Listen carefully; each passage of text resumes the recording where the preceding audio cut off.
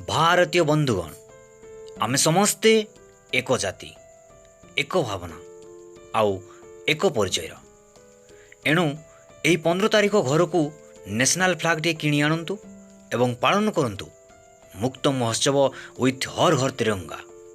जय Hind, Vande Mataram. Hello children's, आगक थिबा स्वाधीनता दिवस अवसर में तुम गोटे सुंदर भाषणटे नहीं आसी।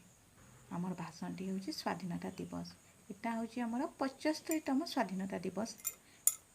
सुप्रभात, चिर नमस्य जातीय पताका, सम्माननीय सभापति महोदय, निमंत्रित अतिथिवृंद, पूज्य गुरुजी गुरुमा मंडली और मोर स्नेहर सान बड़ भाई भौणी। प्रथमे मोर से भारत मातार सेवार थिबा कर्मजीवी मानकु, तीन सेनार वीर सैनिक मानकु और सुरक्षाकर्मी मानकु साष्टांग प्रणाम सह शुभेच्छा जनाऊँगी।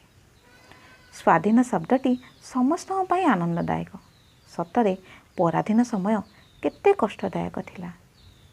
आज भी सही करुण चित्कार कान गुंजरित हेउछि। शह शह लोकंकर आकुल मृत्यु आखि सामने झलसी उठुछि। केते दुख कष्ट जंत्रणा सहिचंती से स्वाधीनतार स्वाद चखिया पाई।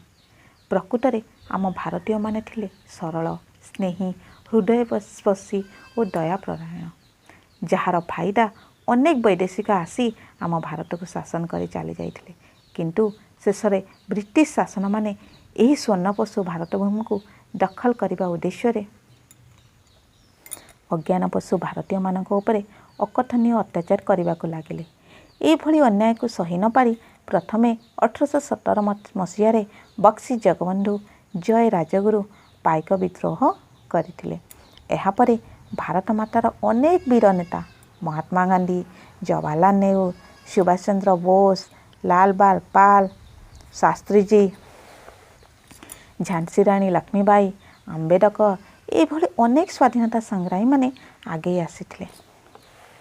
हिंदी भाषा रे एक प्रवचन अछि, 5 जन का लाठी 1 जन का बोझ। यह एक गुरुत्वपूर्ण कथा। यार अर्थ हेउछि 5 जन जहाँ लाठी रूपे व्यवहार करिपारिबे ताहा जनक पाई बोझ, जहाँ जनक पक्षरे असाध्य ताहा अनेक निकटरे साध्य। तेणु इंग्राजी भाषा रे कहा जाए जे united we stand, divided we fall. एकताबद्ध होई कार्य करिबारे थाए उन्नति। शेष में यही एकताबद्ध जोगु ब्रिटिश सरकार आमर यही पुण्यभूमि भारत को मुक्त करी 7 दरिया 13 नई पारी होई चली जावाक बाध्य होइतिले।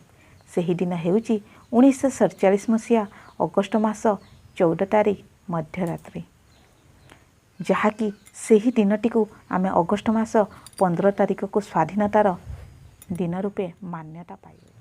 आज हेउछि उत्सवर दिन। यही दिन को खुशी उल्लासर सह स्कूल, कॉलेज, सरकारी अनुष्ठान अनेक संघ मानकरे मध्य पालन करि आसिचु। एकता हेउछि असाध्य साधनर सफल चाबिकाठी। यह एक असाधारण मंगलसूत्र।